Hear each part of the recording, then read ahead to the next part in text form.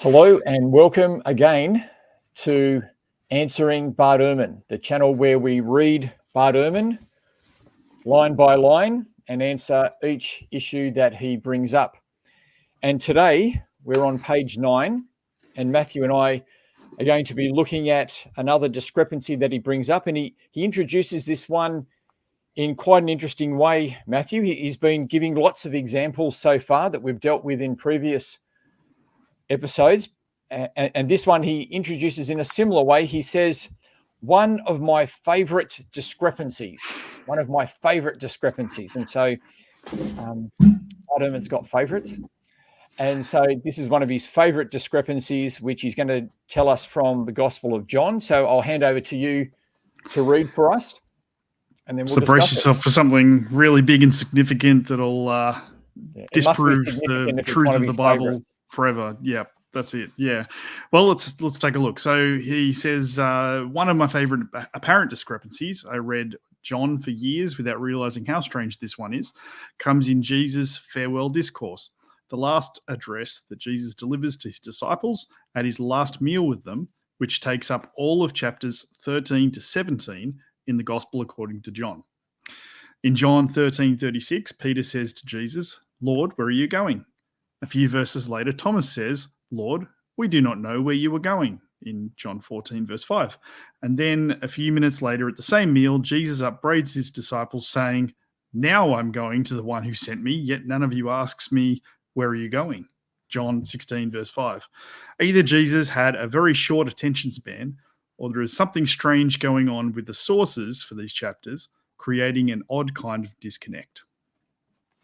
So there it is, Sam. What are you hearing? There it is. Well, let's see. There? So let's first of all understand the discrepancy and the problem that Bart Ehrman sees here. The first one is he's saying that Jesus had a short attention span, or he seems to have forgotten what his disciples have just said, because they've said, "Where are you going? We don't know where you're going." And then later on he says, and we're going to look at these verses in a minute.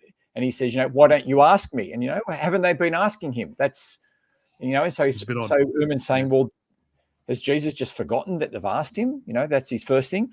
And then the final point he brings up is that this shows us the different sources that were used in the gospel and how these sources don't really fit together. So there's different stories, different bits, and when you just read them, they don't make sense because of what he's just shown here. So they're the two issues.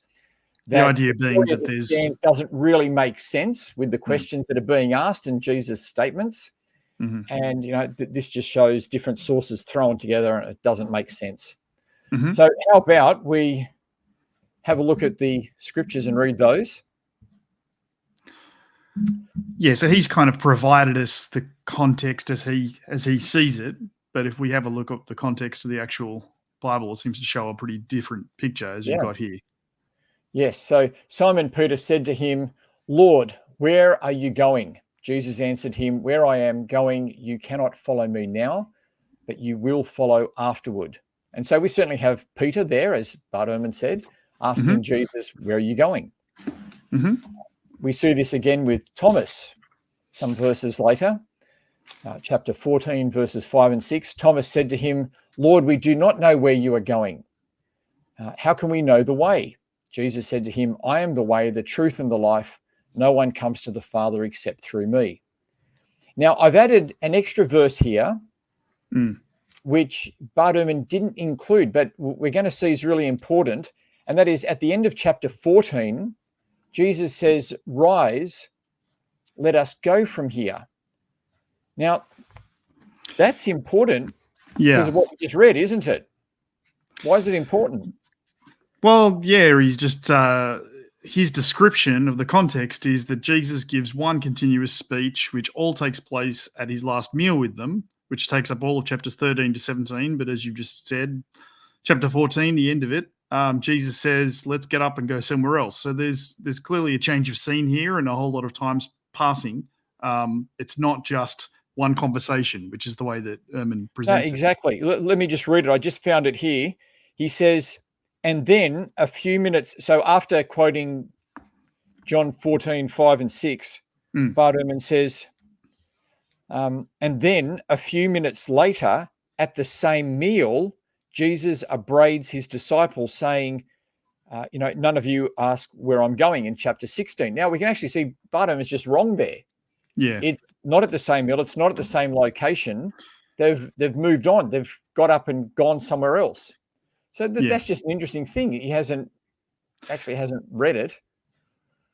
Yeah, it's basic comprehension problem. It doesn't make any sense, and it certainly is quite amazing for someone who's a reputable scholar to make such a basic issue. That's like high school English class comprehension.